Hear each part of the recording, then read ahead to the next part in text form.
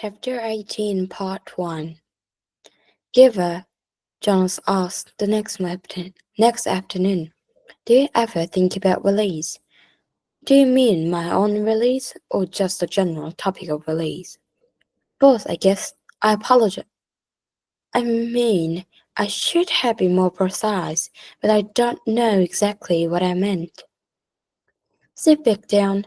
No need to lie down while we're talking, Jonas, who had already been stretched out on the bed when the question came to his mind, sat back up. I guess I do think about it occasionally, the giver said. I think about my own release when I'm in an awful lot of pain. I wish I could put in a request for it sometimes, but I'm not permitted to do that until the new receiver is trained. Me, Jonas said in a dejected voice. He was not looking forward to the end of the training, when he would become the new receiver. It was clear to him what a terribly difficult and lonely life it was, despite the honor. I can't request for I can't request release either, Jonas pointed out. It was in my rules. The giver laughed harshly. I know that. They hammered out those rules after the familiar 10 years ago. Jonas had heard it again and again now, reference to the previous failure, but he still did not know what had happened 10 years ago, 10 years before. Giver, he said, tell me what happened, please. The giver shrugged. On the surface, it was quite simple. Was a receiver to be was selected. The way you were. The selection went smoothly enough. The ceremony was held, and the selection was made. The crowd cheered, as they did for you. The new receiver was puzzled and a little frightened, as you are. You were. My parents told me it was a female. The giver nodded. Jonas thought of his favorite female, Fiona, and shivered. He wouldn't want his gentle friend to suffer the way he had, taking on the memories. What was she like? She asked the giver. The giver looked sad, thinking about it. She was a remarkable young woman, very self-possessed and serene, intelligent, eager to learn. He shook his head and drew a deep breath. You know, Jonas, when she came to me in this room, she when she presented herself to begin her training, Jonas interrupted him with a question. Can you tell me her name? My parents said that it wasn't to be spoken again in the community, but couldn't you say it just to me? The giver hesitated painfully, as if saying the name aloud might be excruciating. Her name was Rosemary.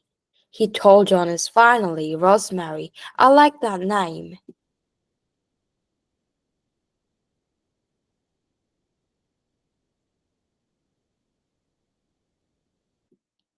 The giver went on.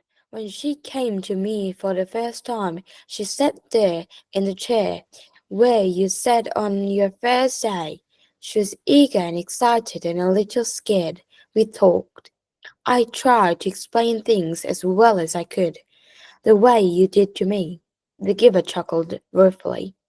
The explanation are difficult. The whole thing is so beyond one's experience, but I tried, and she listened carefully. Her eyes were very luminous. Luminous, I remember. He looked up suddenly.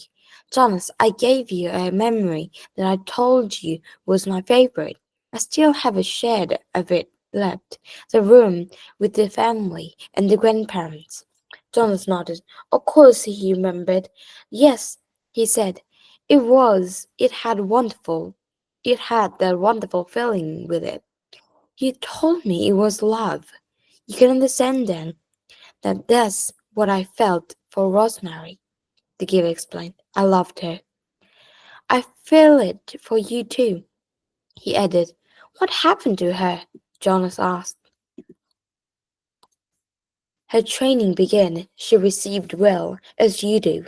She was so enthusiastic, so delighted to experience new things. I remember her laughter. His voice faltered. I trailed off. What happened? Jonas asked again. After a moment, please tell me. The giver closed his eyes.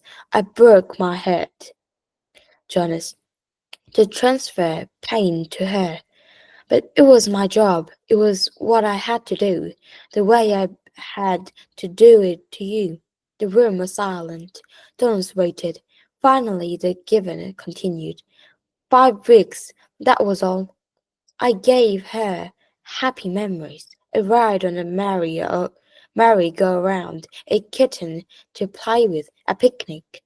Sometimes I'd choose one just because I knew it would make her laugh, and I so treasured the sound of their laughter in this room that had always been so silent. But she was like you, Jonas. She wanted to experience everything. She knew that it was her responsibility, and so she asked me for more difficult memories. Jonas held his breath for a moment. You didn't give her war, did you? Not after just 5 weeks. The giver shook his head and sighed. No, and I didn't give her physical pain, but I gave her loneliness, and I gave her lost. I transferred a memory of a child taken from his parents. That was the first one. She appeared stern as it ends.